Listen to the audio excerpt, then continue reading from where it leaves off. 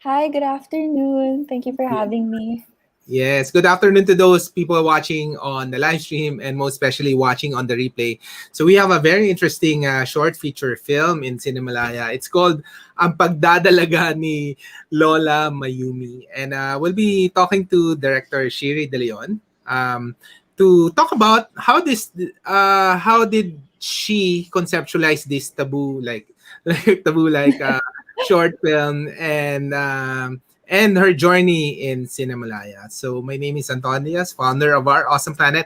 Join us for this discussion on Ang Pagdadalaga ni Lola Mayumi. All right. Thank you. And we're here talking to thank you, founder. Okay, all right. Shiri, maybe can you introduce yourself and introduce this short film and why should they watch it? Okay.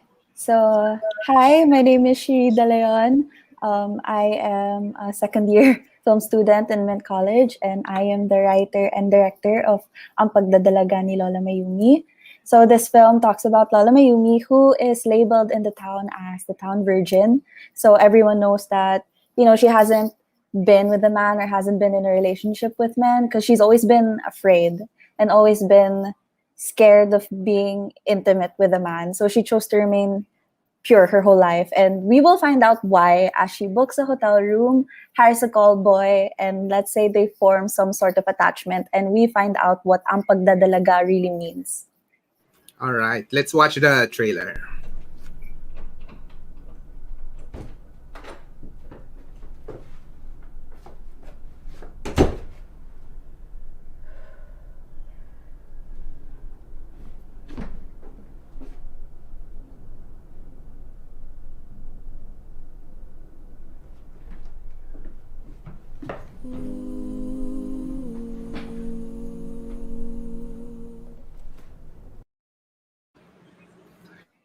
All right. Yes. So, why is the title?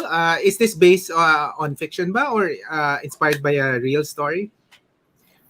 This is purely fiction, but at the same time, it's kind of a recollection of stories I've heard from other women about, how they're always afraid of men and just the idea of sex in general here in the Filipino culture. I really wanted to, culminate all of that together, which is this film. And yeah. Uh-oh. And why this film? Why get into a risque category and like a taboo, in a Mhm. society? What inspired you to get into this your first short film? Mhm. So, as a young woman, this topic of sex in general also has always been a concern also for me. Like I am a young woman in college figuring, you know, it out, and it's always been terrifying also for me to be intimate with the opposite sex, and it's also a recollection of just past experiences in general because I have met a lot of men who aren't that nice, and who I have witnessed friends who were with men for the purpose of sex only and not love. And it really kind of fueled a fire in me. I actually wrote this script out of anger because I was this person before, not now, that was always angry at men because I was like, oh, I hate men. Men are like, oh, so disgusting. And yeah, that was the product of that. Uh, so, interesting. So Lola Mayumi is a senior citizen, I guess, or Yes, near. yes. So why senior citizen, not like a coming of age of like a Gen Z, and why this parang virgin single lady? Uh-huh. Okay, so the reason why I really wanted her character to be old is once we find out why she chose to remain that way, it will make sense on why she chose to let her fear of men take over her life.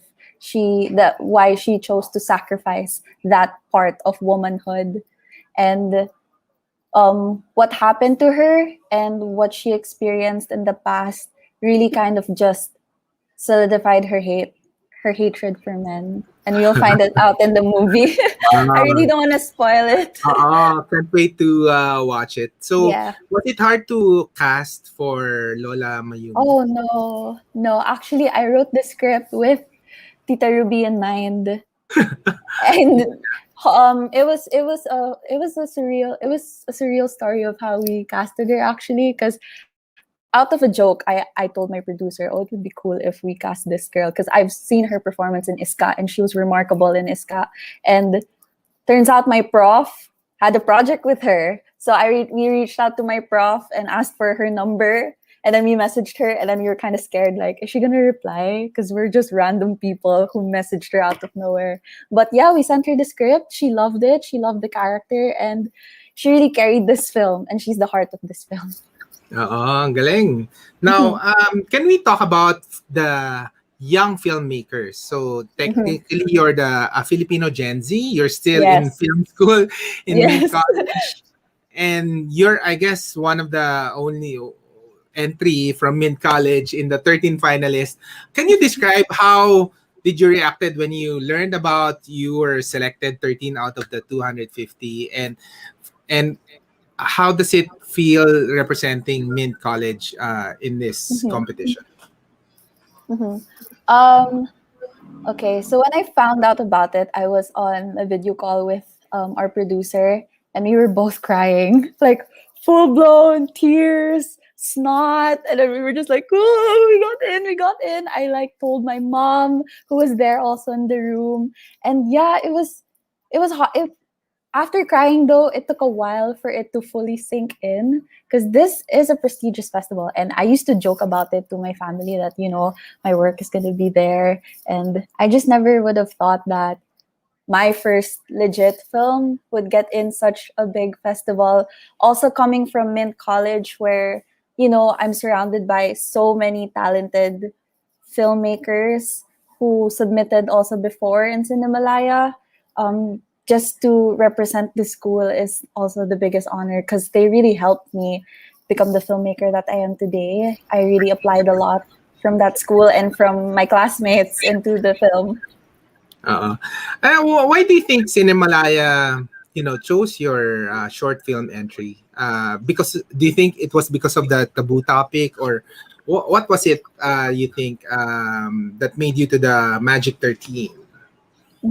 That's a pretty good question, actually, because if you ask me, I really don't know. I really feel like, besides the remarkable performance of Tita Ruby, it's also the message of this film, because this film really tackles a very heavy and taboo, like what we were talking about, a taboo topic. And it's something that has been shown in movies and series, but not in a realistic way. Because whenever sex is brought up, it's always a sex scene between lovers, or the other side of the spectrum, a rape scene where it's really, really dark and scarring. I really want it to be as realistic as it could be, Mm-hmm. and I think that's what they saw.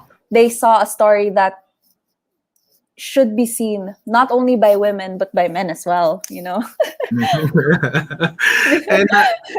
so did you shoot this during the pandemic, or it was done before Yes, the pandemic? yes. Oh, in the This pandemic. Okay. this was shot last February. We only had February to do everything. Actually, I didn't know that the submission of Cinemalaya was at March 5. I thought it was gonna be like later pa. So I didn't finish the script yet. I was only like halfway, and I couldn't think of the proper ending yet. But then when we saw the post that it was March 5 and it was already February, we were like, oh my gosh, oh my gosh. So I had to finish the script, made sure it was the perfect ending. It took us about a week to get the whole production together. Pre-production, we had to call Tita Ruby for a table read, and we shot the whole film in one day, and only took a few days to edit. But yeah, it was pretty hard, because we're just a small crew of 6 people, and they're all my age, and we're all still.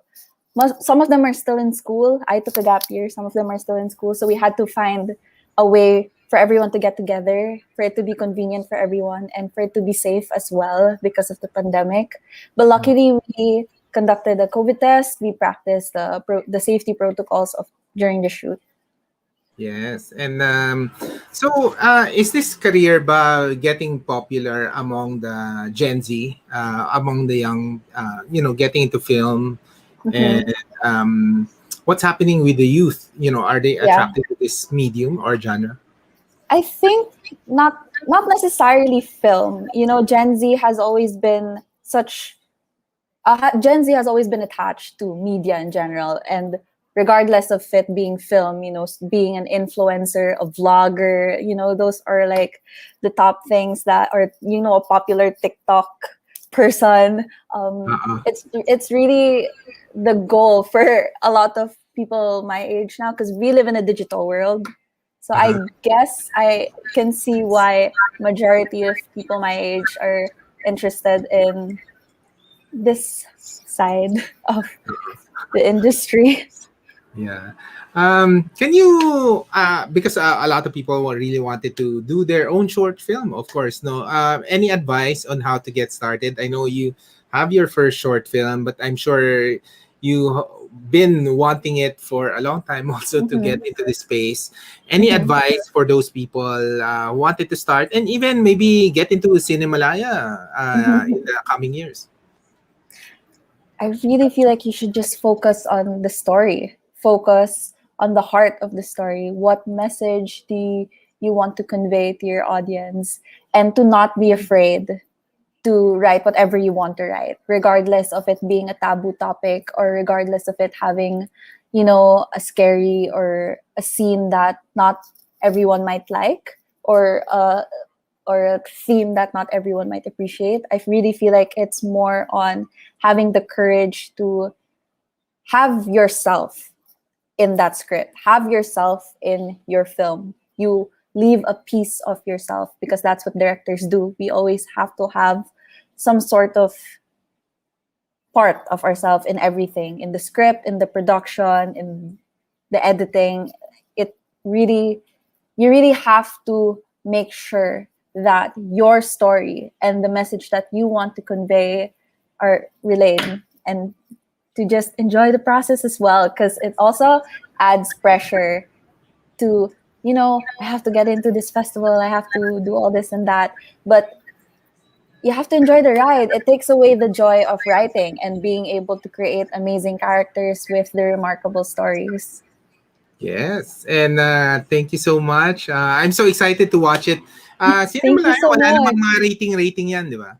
Any, I or feel like there is, because last other? year there was, yeah. I would Okay, so rate mine uh, R16. RC. Yeah, R16. Okay. If you do have someone younger, please have your parents or an adult who can talk to you about it because, you know, it's still a taboo topic here in our country. Yes, and thank you for making that film. So, can you invite them to watch Cinemalaya?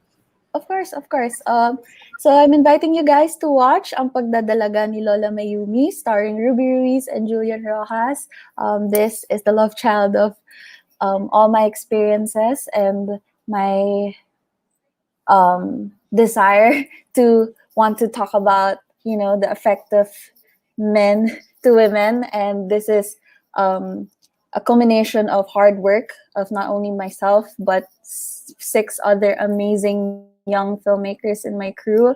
And yeah, from August 6th to September 5 at KTX. Hopefully you'll support this film and all the other amazing films in this festival. All right, congratulations. So, All I right. can't wait to watch it. Thank you Congratulations. so Thank you, much. and good Thank you luck. so Good much. luck. Thank you. Thank you so much. Thank you for having me. Bye bye. Bye bye.